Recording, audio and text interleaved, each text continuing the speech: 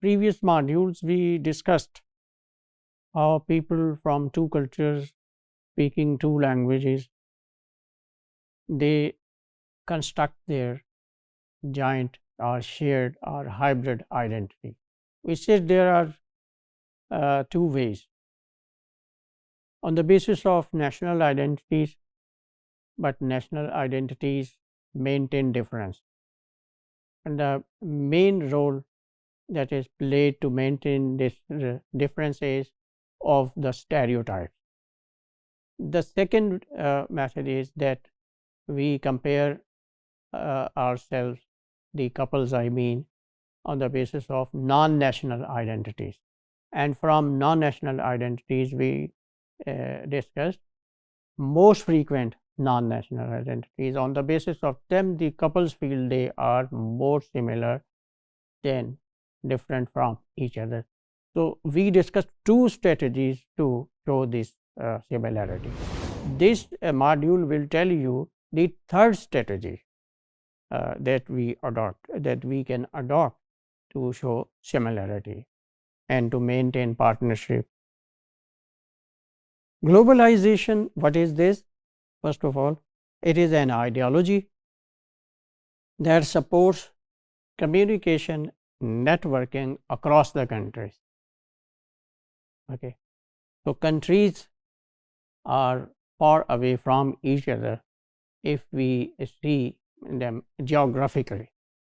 So to eliminate these geographic differences, the way out is that they should have virtual linkage networking with each other. It has crossed national, geographical, and even cultural borders. World has become a global village, and that's why we are using the term globalization. Globalization has led to post-nationalism. The previous point, actually, I have given a term to the previous point here, where we have said that in globalization we go beyond our national borders, geographic borders, and cultural borders. That's why we can say that as a result of globalization, we have entered in post-nationalism, post-national era. Now, cross-cultural marriages do not face cultural distance. So, if we are in the same global village, so what to talk about difference? We are similar, we are all similar. So, no issue of difference and distance. Okay.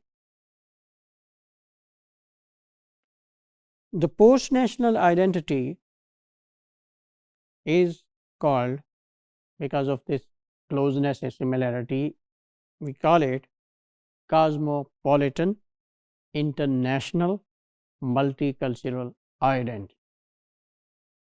So, first, if you remember, I told you that we have multiple identities, and over them we have national identity, and now this is another layer of identity. This is above national identity, post national identity, and we call it international identity, multicultural identity. We are citizens of the world because of this identity. Because of national identity, for example, we are citizens of Pakistan, and because of post national identity, we are citizens of the world. We do not have unrelated cultures now, because cultural borders have also been eliminated. But every person of every culture can talk, can communicate with each other. Social media, this is the most important example of this connectivity. So we do not have unrelated cultures.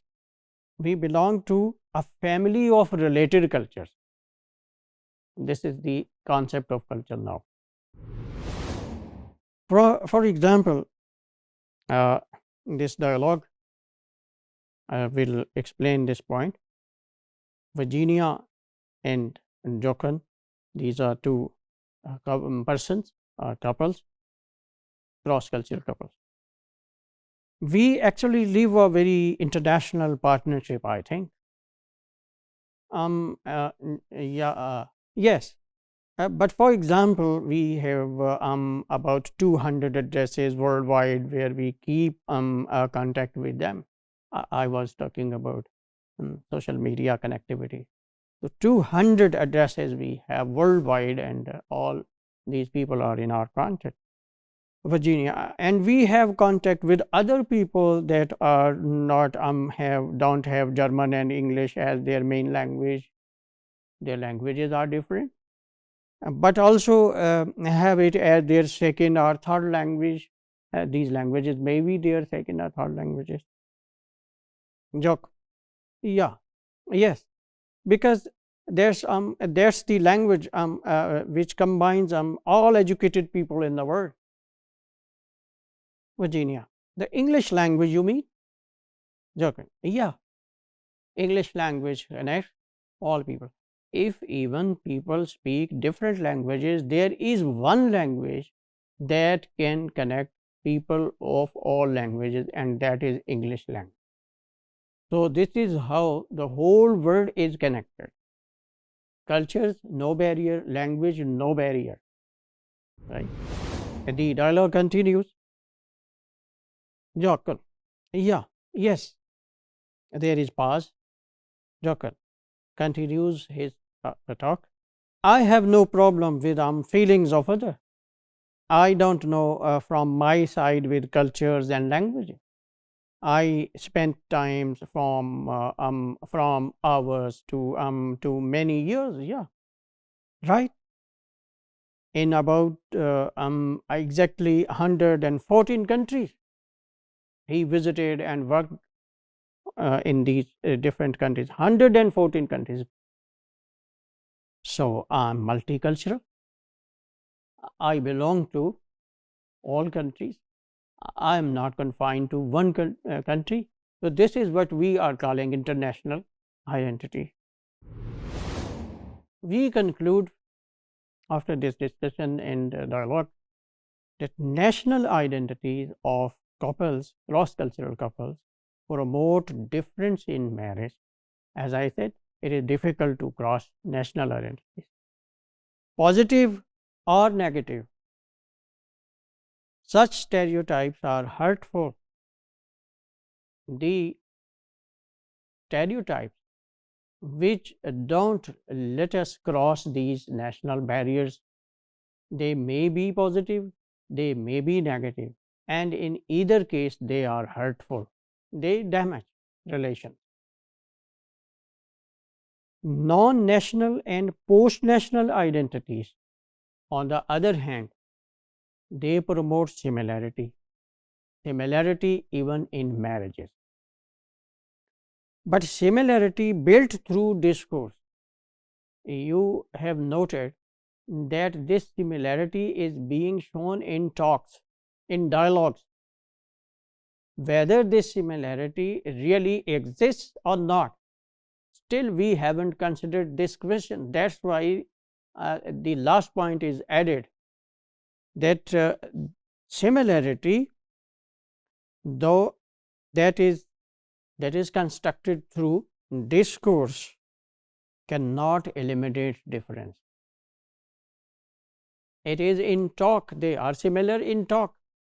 Whether they are similar in reality, this is to be seen yet.